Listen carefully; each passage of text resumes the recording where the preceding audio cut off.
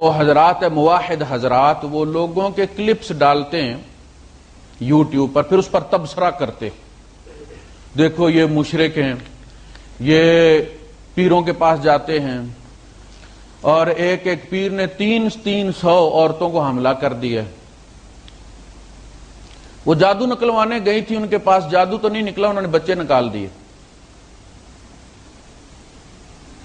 اور بھائی صاحب یہ فتوے لگانے سے، ان پر فتوے لگانے سے تو یہ شرک ختم نہیں ہوگا۔ شرک کی تمہاری اپنی فیکٹری تو بخاری شریف میں لگی ہوئی ہے، پاؤں کے نیچے سے زمین تو اس نے نکالی ہوئی ہے کہ جب نبی پر ہو جاتا تو تم کس کھیت کی مولی ہو۔ لہذا ہر بندہ ڈرتا ہے، جب ڈرتا ہے تو علاج کروانے جاتا ہے، علاج کروانے جاتا ہے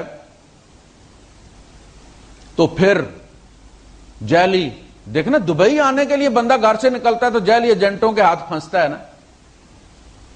اگر اسے پتا ہو کہ جادو ہوتا ہی نہیں ہے، بیماریاں ہوتی ہیں، تو وہ جائے گا کیوں؟ اچھا، اس کی پھر 2 قسمیں آگے کر دی، ایک کالا جادو، ایک چٹا جادو، ایک شیطانی جادو، ایک روحانی جادو، ایک شیطانی علاج، ایک روحانی علاج۔ ہمارے بزرگ جو ہیں وہ سفید جادو کی دکان کھول کر بیٹھے ہوئے ہیں، مولوی حضرات جو ہیں وہ سفید جادو کی دکان، روحانی علاج کی دکان ان کی بھی چل رہی ہے اسی حدیث پر۔ لوگ اس حدیث کے دڑائے ہوئے پیروں کے پاس جاتے، ڈرائے ہوئے پیروں کے پاس جاتے، اور تفسیر لکھی ہے میرے شیخ مولانا سلیم اللہ خان شیخ الحدیث ہیں، جامعہ فاروقیہ کے، شرح بخاری لکھی ہے انہوں نے۔ اس میں پھر انہوں نے اس کے تحت لکھا ہے کہ کیا جادو کا توڑ کرنے کے لیے جادو سیکھنا ضروری ہے؟ دیکھیے مصیبت سے کس طرح مصیبت نکلتی ہے۔ کہتے ہیں ہاں آدمی علاج کی نیت سے جادو سیکھ سکتا ہے، اور نیچے انہوں نے وہ جملہ لکھا ہے جو ہمارے یہاں فقہ میں بڑا مشہور ہے کہ ان الضرورات تبیح الامور،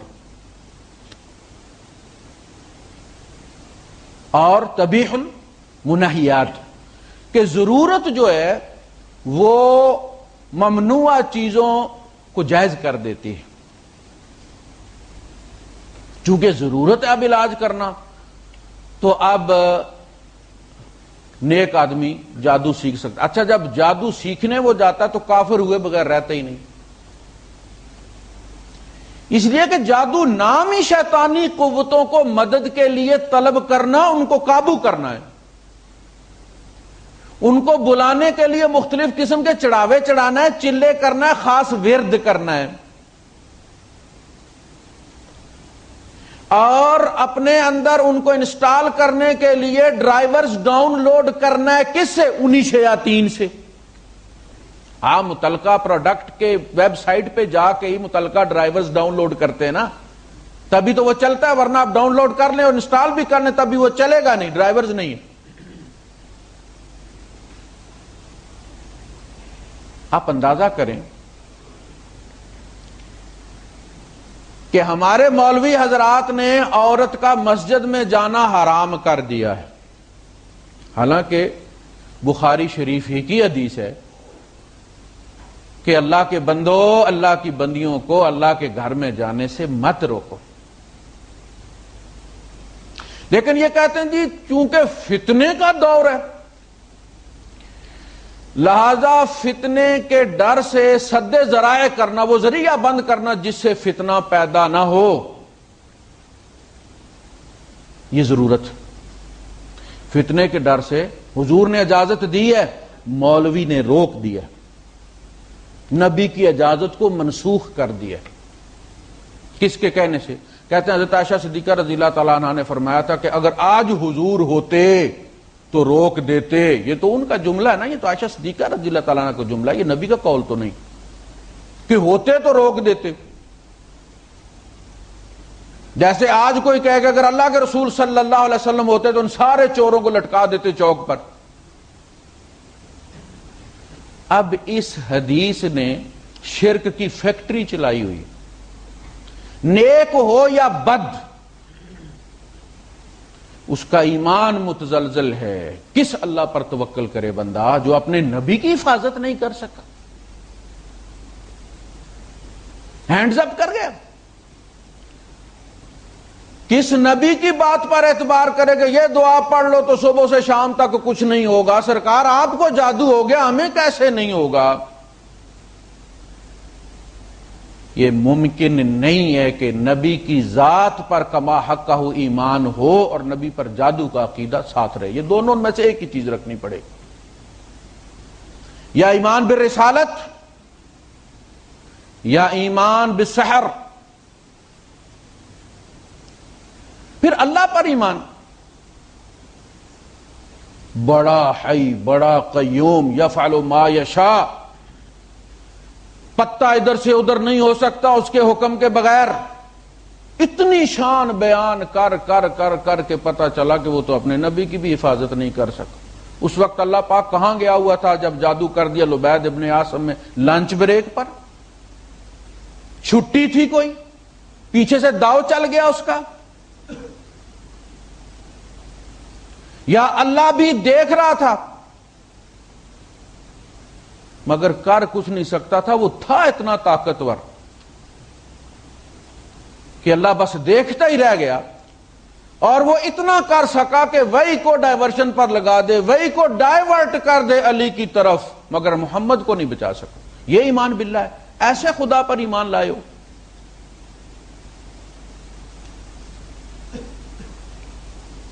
جادو برحق نہیں ہے، نبی پر جادو نہیں ہوا ہے، یہ اس بندے کا دماغ خراب تھا۔ ہشام کا دماغ خراب ہو گیا تھا، کاش اس کی عراقی حدیثیں نکال دی جائیں جس طرح امام مالک نے نکال کے پھینک دی، لیکن ہمارا دماغ خراب نہیں ہے، الحمدللہ ہمارا ٹھیک ہے۔ نبی کے قریب نہیں شیطان خود کہتا ہے بیچارہ، اس نے جب درخواست دی، اپلیکیشن دی، جمع کروائی، مجھے مہلت دی جائے، کچھ قوتیں عطا کی جائیں، تو اس نے کہا لَأُغْوِيَنَّهُمْ أَجْمَعِينَ إِلَّا عِبَادَكَ مِنْهُمُ الْمُخْلَصِينَ، اللہ میں ان سب کو گمراہ کروں گا، میں سب کو بھٹکاؤں گا سوائے تیرے ان لوگوں کے کہ جو تیرے سلیکٹڈ لوگ ہیں، چنے ہوئے لوگ، انبیاء۔ کسی نبی پر بھی اس کا زور نہیں چلا، یعنی نبی شہید کیے گئے ہیں۔ یقتلون النبیین بغیر حق ویقتلون الانبیاء بغیر حق، قرآن کہتا ہے انہوں نے نبیوں کو قتل کیا ہے، انسانوں نے نبیوں کو قتل کیا ہے، مگر کسی نبی کے ذہن پر کبھی بھی شیطان قبضہ نہیں کر سکتا، ممکن نہیں، عصمت ختم ہو جاتی ہے نبی کی، بھروسہ ٹوٹ جاتا ہے نبوت کا۔ وہ کہتا ہے کہ تیرے سلیکٹڈ لوگوں پر میرا زور نہیں چلے گا، اور اللہ پاک فرماتا ہے ان عبادی لیس لک علیہم سلطان، میرے بندوں پر تیرا زور نہیں چلے گا۔ اور سورہ جن کیا کہتی ہے کہ اس وحی کے سٹارٹ ہونے کے ساتھ ہی جنوں کی قوتیں محدود کر دی گئی ہیں۔ اللہ کے رسول صلی اللہ علیہ وسلم فرماتے ہیں کہ ہر شیطان کے سر پر ایک فرشتہ کوڑا لیے کھڑا آگ کا، اور اس کے ڈر سے وہ شیطان سر نہیں اٹھاتا نظریں نیچی کر کے، اگر ان کو چھوڑ دیا جائے تو اللہ کی قسم تم میں سے کوئی بھی جنت میں نہ جائے۔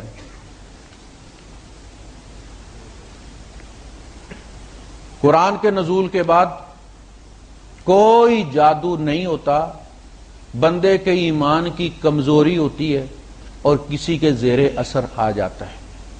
ایمان اللہ پر کامل ہو، توکل مکمل ہو، تو میں چیلنج دیتا ہوں، مجھے ایک لمحے کے لیے کبھی کسی جادوگر سے ڈر نہیں لگا، کسی کے گھر کھاتے ہوئے ڈر نہیں لگا کہ اس نے تعویذ نہ کروا دی ہو۔ میرا رب میرے ساتھ ہے، پھر بھی ڈر ہے۔ تو اگر میرا یہ حال ہے تو میرے نبی کا کیا حال ہوگا؟ لہذا سب سے پہلے ہمیں اپنے ایمان کا جائزہ لینا، ہشام نے اپنے ایمان کا جواب دینا ہے، ہم نے اپنے ایمان کا جواب دینا ہے۔